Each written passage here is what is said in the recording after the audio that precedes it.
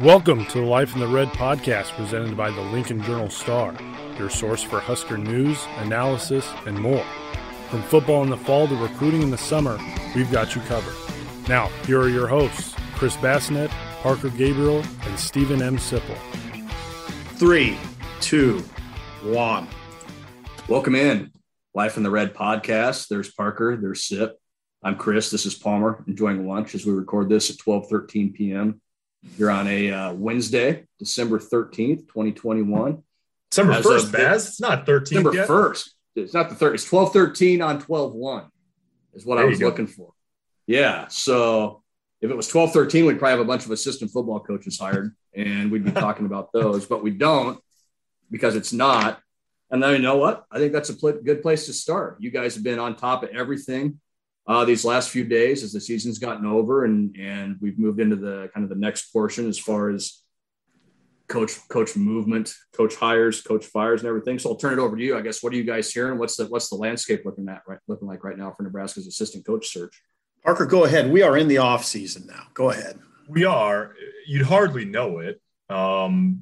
It dawned on me today that Nebraska's last game of the year was 5 days ago. Feels like 5 weeks ago in some ways. There's a lot going on.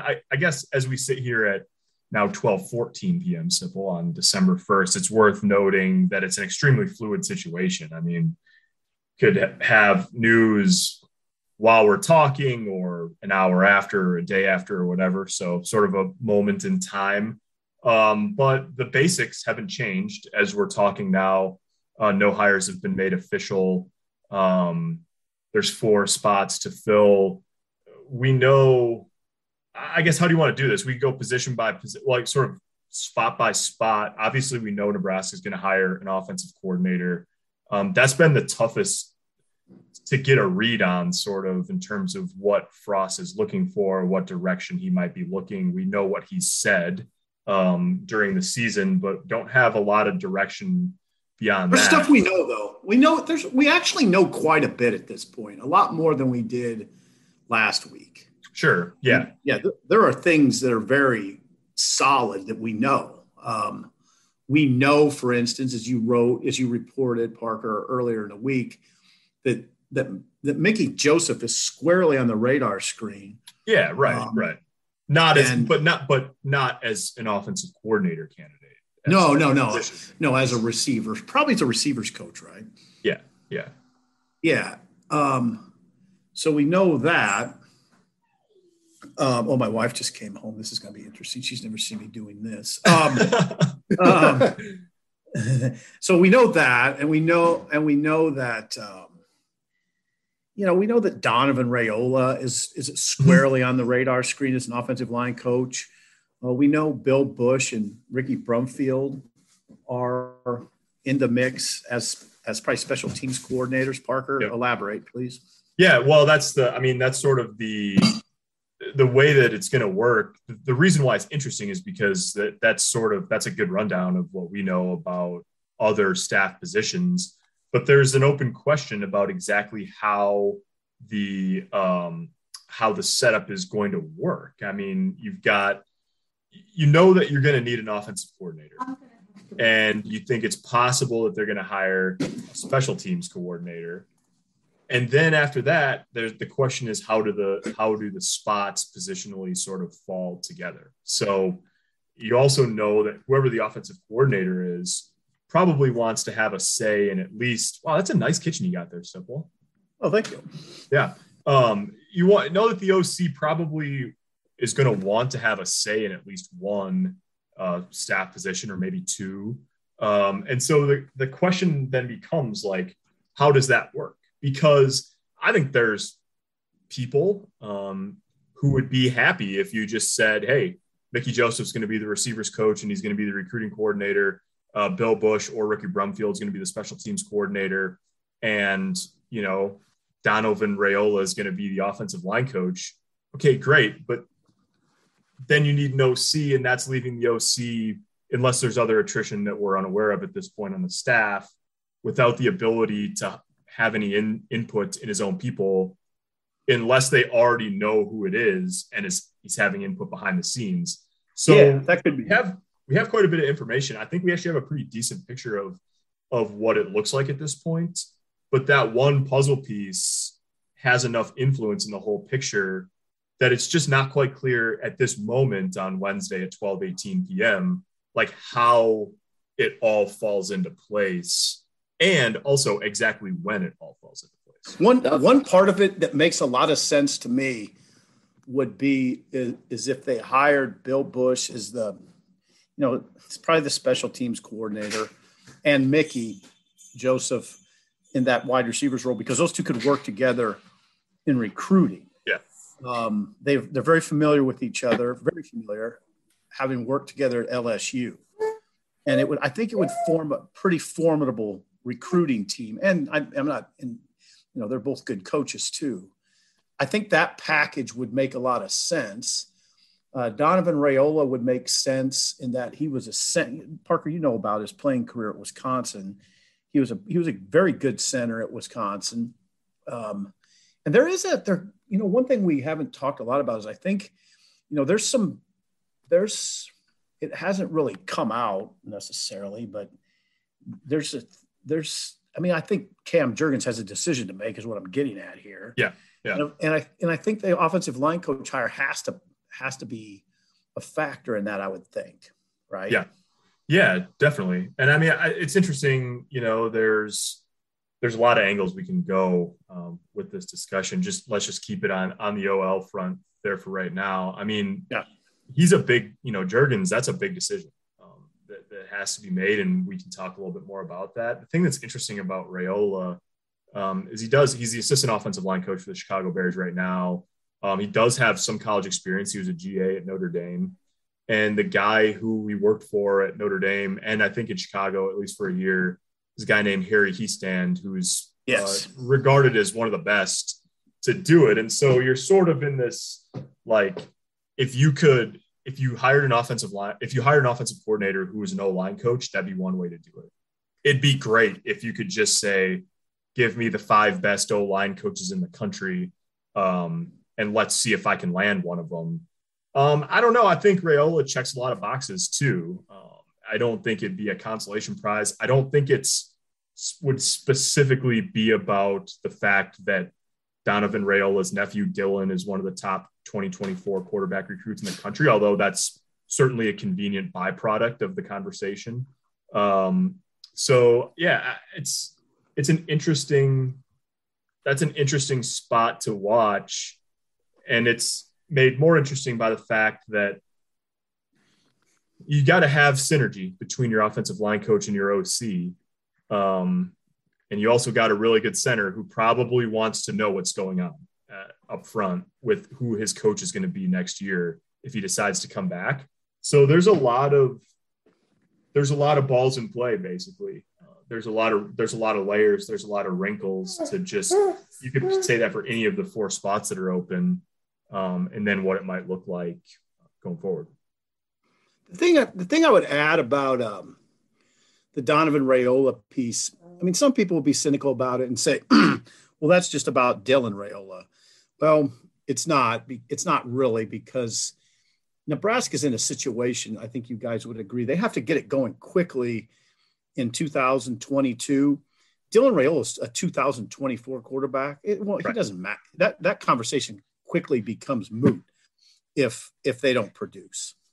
Yeah, right. Like if you don't think he's capable of pulling his own weight in 2022, there's no use having a conversation about a 2024 quarterback, because Frost won't be here if they don't get it going at least a little bit next year. So yeah, and then I don't know, Sipple. I mean, I think in terms of Mickey Joseph, I don't think at this point that's a conversation about whether Nebraska wants him to be in Lincoln.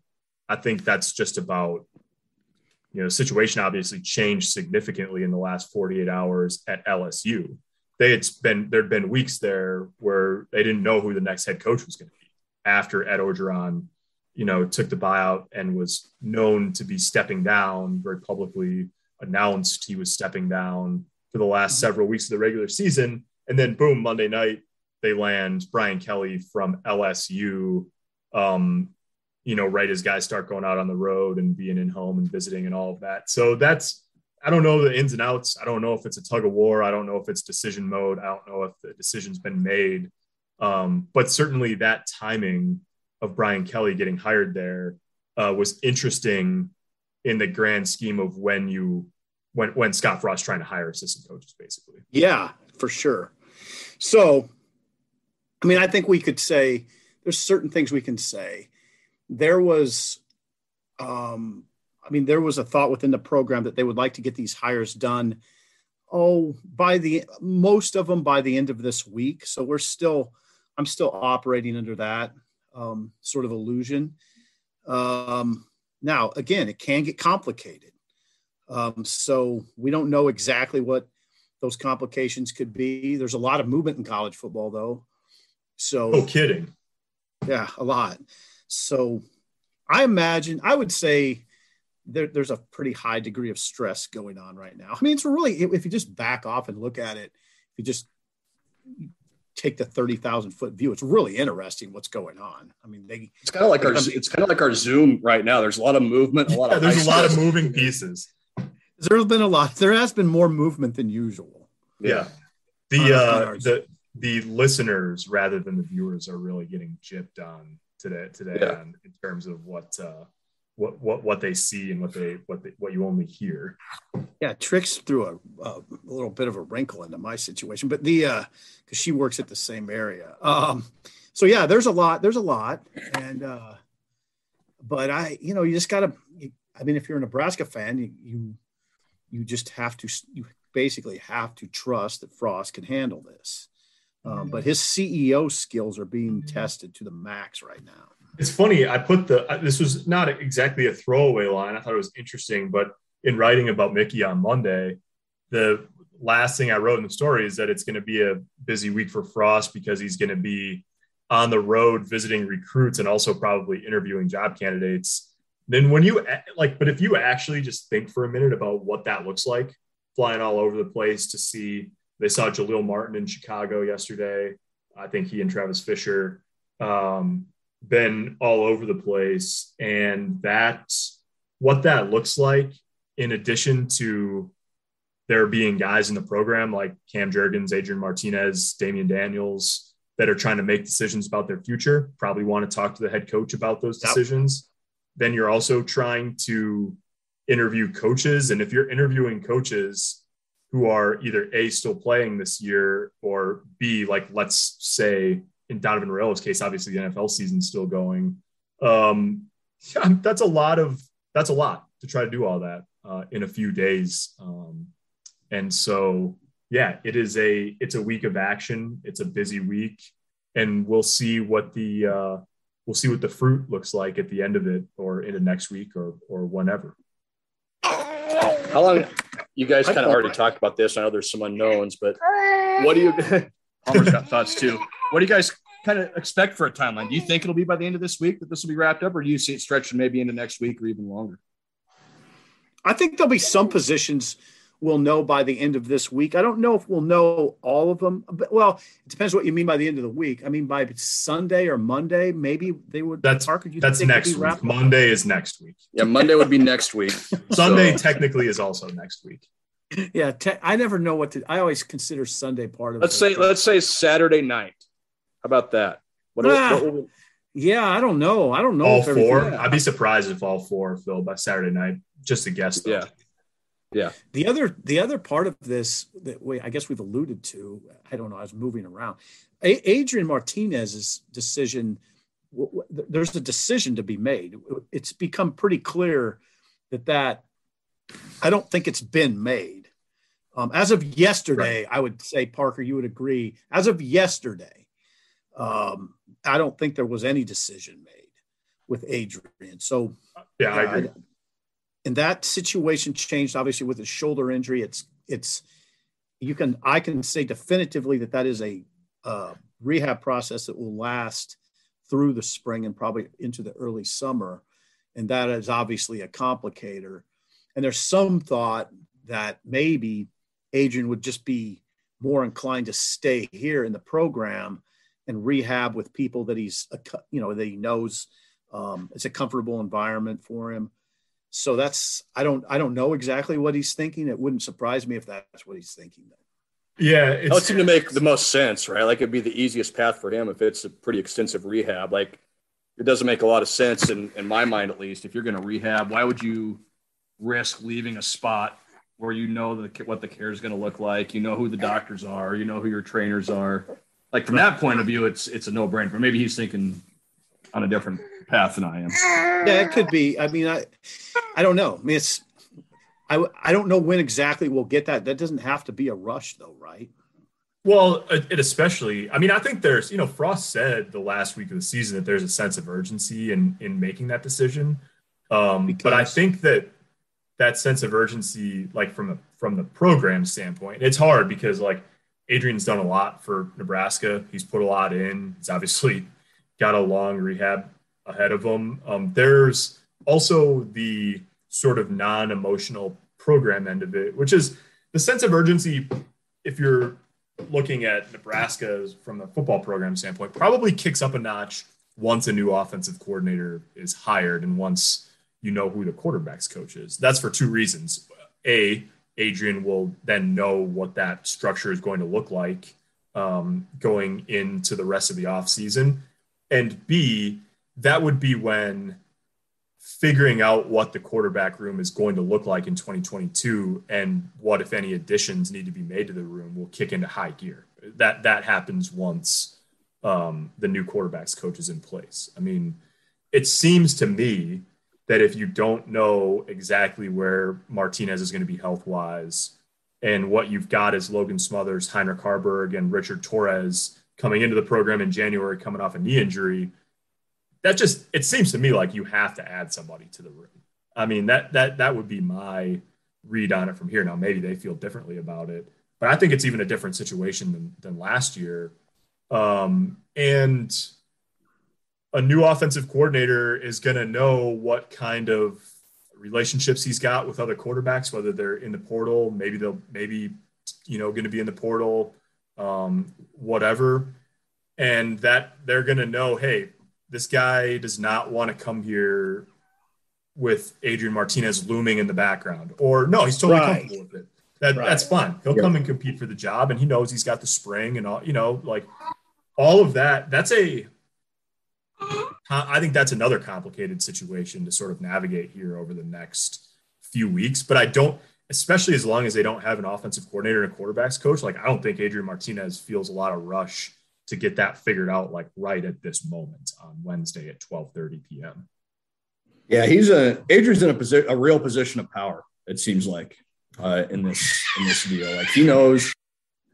You agree, Palmer? Adrian is in a position of power. You're in a position of power right now. But yeah, it's like he knows what his coach thinks of him. He knows where he stands with this team and what his odds would be of being the starter should he come through rehab all right and everything like that. And so, yeah, you're right, Parker. He's not in a position where he needs to make this decision by the end of the week or anything like that. He's got some time to he's got I think he can, for the most part, call his shot, but he's not in a position that's as powerful as it would have been if not for the injury. I mean, well, yeah, if he hadn't got hurt, I mean, you'd be looking at it and saying, even with some of the quarterbacks that are in the portal right now, I mean, he'd have a huge market. And I know we've all seen the ups and downs and we know what his strengths are and what his weaknesses are and all that, but there's just no doubt about it. I mean, that if, he would have a huge market, he would have, if he would have left last year, he would if he'd have left after this year and decided he wanted to play one more. He'd be a sought after commodity or you have a chance to start for a fifth year here probably. And now that injury really throws a wrench into the timeline, at least for him. So we'll see. I mean, that's a big decision. And I think you would probably make it in the next couple weeks, and who knows, maybe it'll be in an hour, but I would think that's coming potentially more on it'll happen in December timeline rather than it'll happen any minute. Christmas morning, it's happening. Yeah. Gonna unwrap a little present for everybody. Adrian, I know you don't listen to this podcast, or I would guess you don't, but please, please, please do not do that. We are begging you to not make this decision on Christmas. There are other key. There's one position group that's especially intriguing to me right now, as far as getting hit by departures go, and that is the defensive line, where we know Ben Stilley's moving on. He completed his eligibility, his 6th year, but also it appears that Damian Daniels, who has a year of eligibility remaining, and DeAndre Thomas, who has a year of eligibility remaining, are also moving on. No, I don't know that it hasn't been announced officially, but I mean, I talked to somebody this morning and it seems like that's where this is headed. Now it's a big hit for that defense, right? I mean, losing those 3 guys, that's not easy. That won't be easy. That's your 3 big cogs right there, right? Like up front. That's it. Like you got a lot of it's a little bit like quarterback, right? Like you had your stalwarts there, and now you've got a lot of young guys behind them that maybe played a little, but are pretty unproven. So yeah, it'd be a huge hole to fill if all 3 of those guys do. Especially in the middle. Obviously, Daniels was their, base. He played a lot, the most of his career. He's their base, interior player on rundowns. And then Stilley was the guy that played on the interior a lot in pass rush situations. So that's a lot of snaps and a lot of production in the middle of the field to replace if indeed, Thomas and Daniels are both gone. They've got young players in the program. I think in terms of recruiting, they're probably only taking 1 high school defensive lineman. They don't actually have a commit yet, although they have a kid named Brody Tagaloa who's taken an official visit to Nebraska this weekend, who Tony Tuioti really likes. They're recruiting a couple of junior college guys. But yeah, that's you've got Ty Robinson and Casey Rogers. And then you're going to have some young players that are really going to be asked to step into real roles. Guys like Nash Hutmacher, perhaps guys like Marquise Black, Mosai Newsome, maybe even Jalen Weaver, first year in the program, obviously. Jordan Riley has another year as a former junior college transfer. So yeah, that could turn into a sneaky sort of second rebuild in 3 years. Although I will say, we can talk about it as a full rebuild, but Casey Rogers and Ty Robinson is not a bad place to start on that. Yep. They need to find some guys, and some guys are going to have big roles, but there's 2 players right there that have played a lot of football for Nebraska over the past couple of years. Yeah, quick shout out to Stilley. Ben Stilley, I would say, played excellent football most of the season, but especially late. And I think I know he got NFL people's attention. He'll have a shot. He can get into camp and bang around in a camp and see what he can come up with. Stilley really played well. I mean, played with a lot of heart, but all just played well down the stretch. He did. And go ahead, Parker. No, I was just going to say, that's a guy, like, you feel great for him. You also feel bad for him, right? Like, he came back and he fully took advantage of that extra year. And like you said, Sip turned himself into a legitimate professional prospect, which I'm sure was one of his goals. But he also came back because he didn't want to go 3-9, and there's that part of it too at the end of the day. And you feel bad for him in that respect. And that's something, that's a kid that obviously loves the program and put a lot into it in 6 years. So there's great things probably that are going to come from it, from Ben, for Ben, but there's also going to be that lingering, maybe what if, or did I make the right decision just based on, what Nebraska's record was at the end. Absolutely. It's so interesting because outside of obviously, Will Honus had the knee injury in the spring, but I think you could make the argument that the rest of the guys who came back as 6-year seniors for Nebraska, that they all helped themselves. Ben Stilley helped himself from a pro perspective.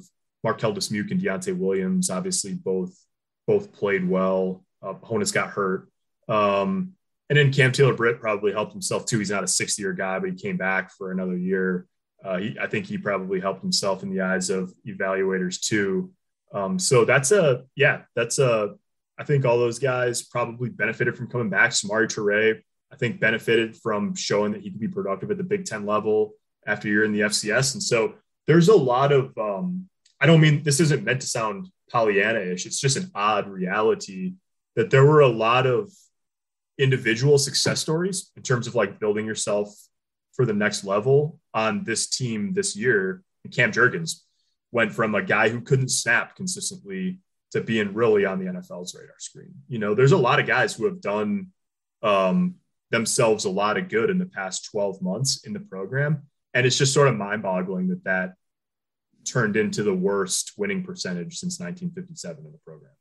Yeah, it is mind-boggling. It speaks to a couple things. One that's not a positive commentary on the coaching staff, and one that nobody has any control over. It was a wicked schedule.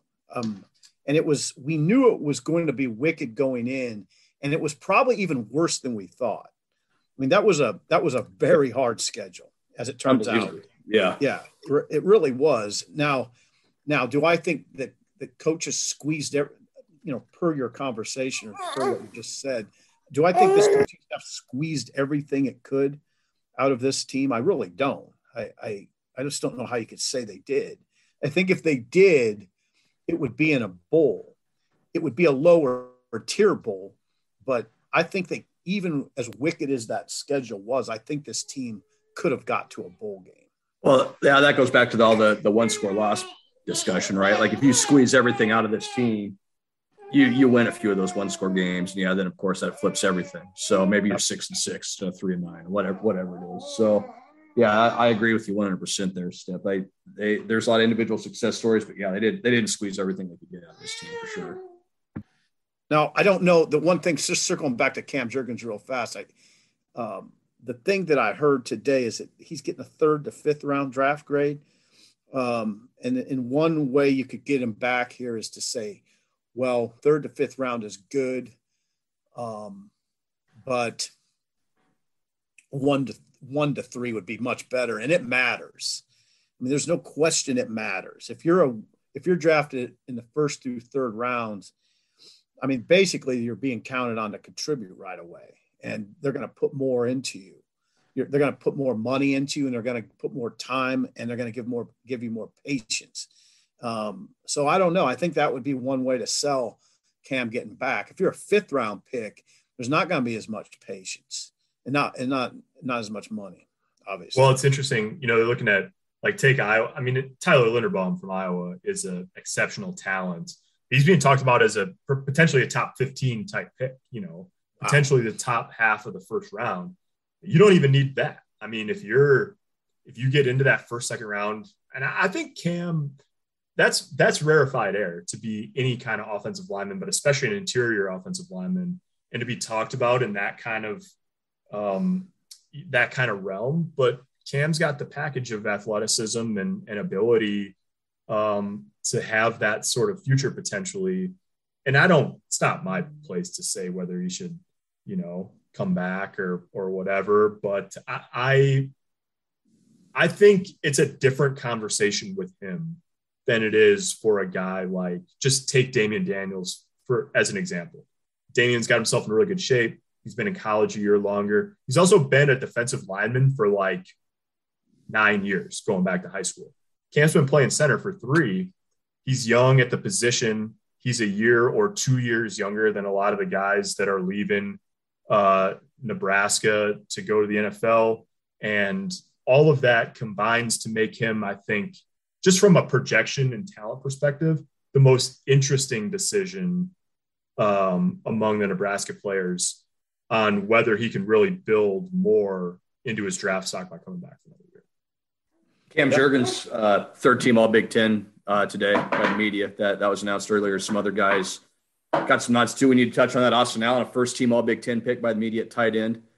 First Nebraska tight end to be a 1st teamer since, was it Harrion? Matt Harrion? Yeah, Matt Harrion in 2003. Matt Harrion of Pierce. I think it was his sophomore year, Baz, in 2003. Yep.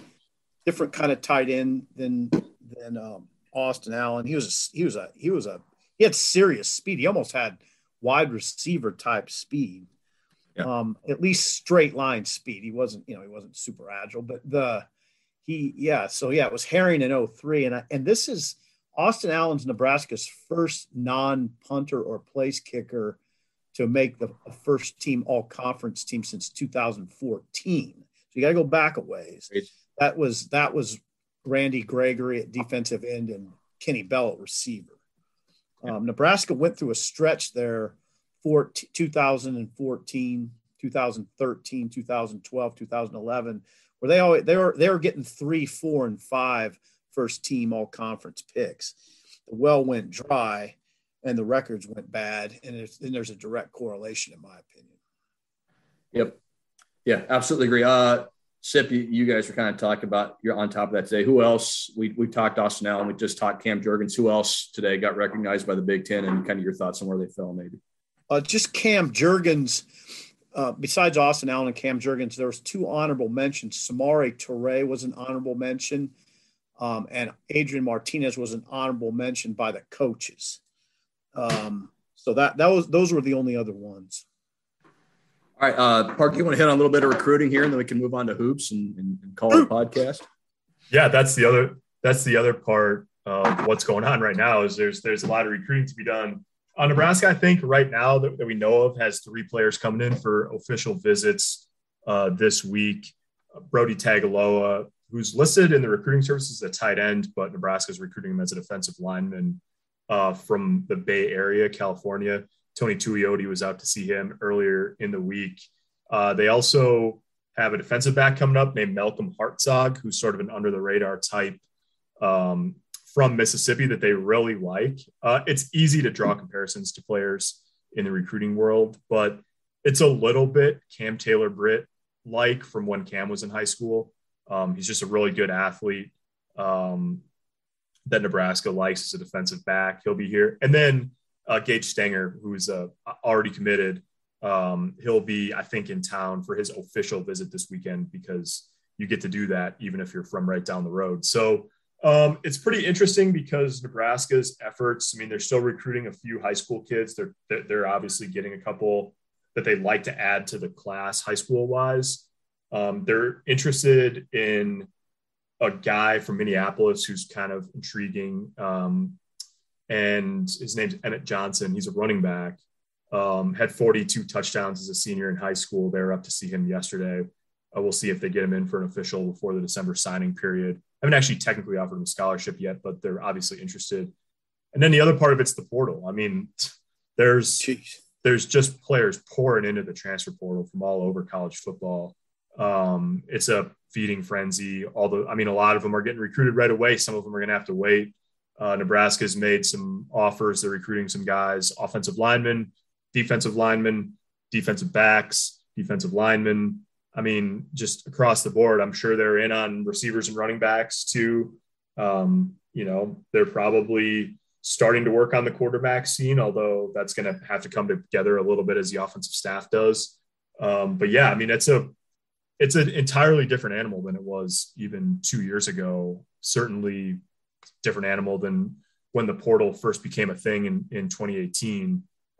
So yeah, it's like free agency basically. And it's remarkable how many players in and out over the last couple of weeks. The only 2 for Nebraska, Savion Morrison before the regular season ended, and then Marvin Scott yesterday. So a couple young running backs into the portal, hurtled right into the portal.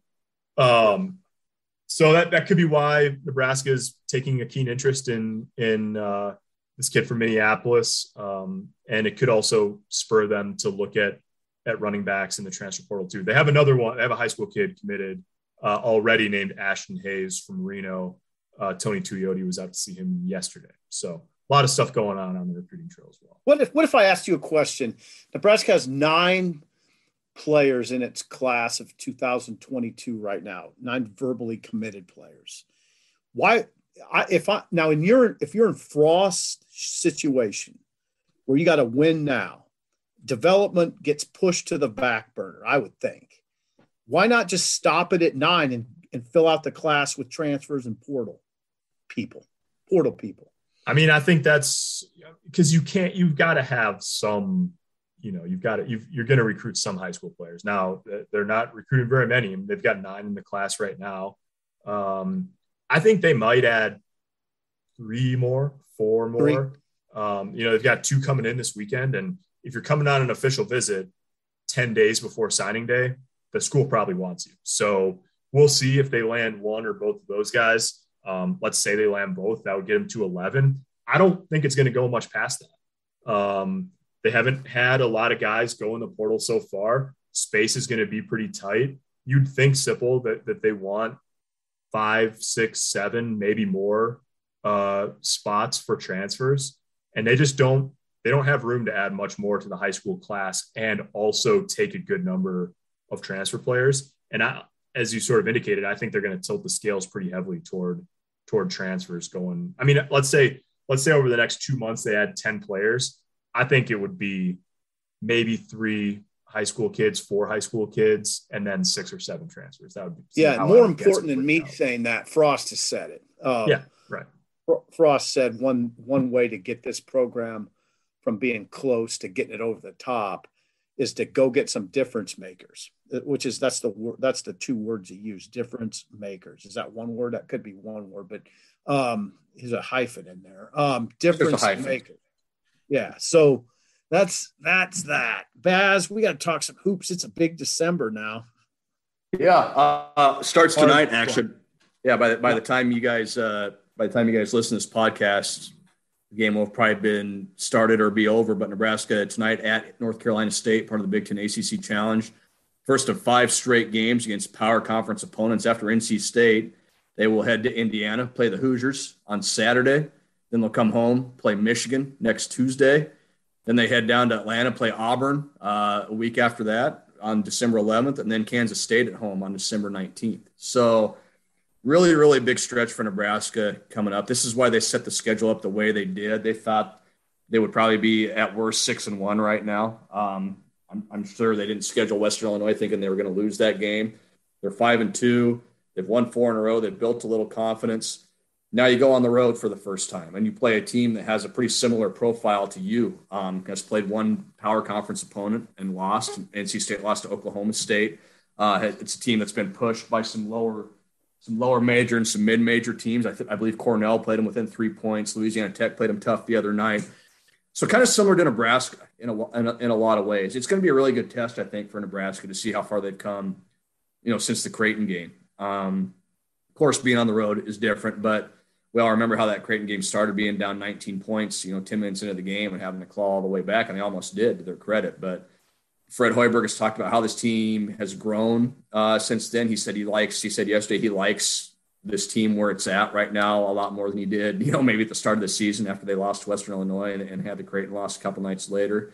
So, yeah, it's a fascinating part of the schedule. Nebraska under Fred Hoiberg is 3-25 away from Lincoln over the last two seasons, and that includes 2 wins at a neutral site at the Cayman Islands Classic a couple years ago. They've won 1 true road game under Hoiberg, and that was at Penn State last year when Teddy Allen hit a shot with 12 seconds left to win that game by a point. So, yeah, it's a really good test for this team to see how they handle the adversity, away from home when they don't have the PBA crowd behind them, to play through some tough stuff when they don't have the crowd behind them and all those sorts of things. So, yeah, tonight's just the first of a lot of really, really tough, interesting tests coming up for Nebraska basketball. To the vet. Okay. Well, let's go into the vet. Hey, now listen, that's interesting, Baz. NC State looks beatable. I put it at about a 30% chance that Nebraska wins this game. I think Ken Palm is right at 28%. Yeah, so, I think that's about right. Yeah, I think NC State was like a 6.5-point favorite when the line came out at home. So, yeah, look, Nebraska can win this game. If they shoot it like they have been the last 4 games, they're over 50% 3 of the last 4 games from the field. If they get production from Derek Walker in the paint like they have the last 4 games, now those are big ifs because the competition level is different. But if you get that, if you're able to hit some outside shots, so Bryce McGowan keeps doing what he's done, if you can get contributions from CJ Wilcher, from TC Tominaga, and get a couple other guys to step up, yeah, they could very easily win this game. I'm with you, Sip. It does you some good because you look at what Indiana's done so far. They were unbeaten until last night. They lost in double overtime at Syracuse. And Trace Jackson Davis is just an absolute monster right now for the Hoosiers, and he's going to be tough to stop. Michigan was a top 5 team in the preseason until they lost a couple games where they're still going to be a bear with Hunter Dickinson inside and the way they play defense.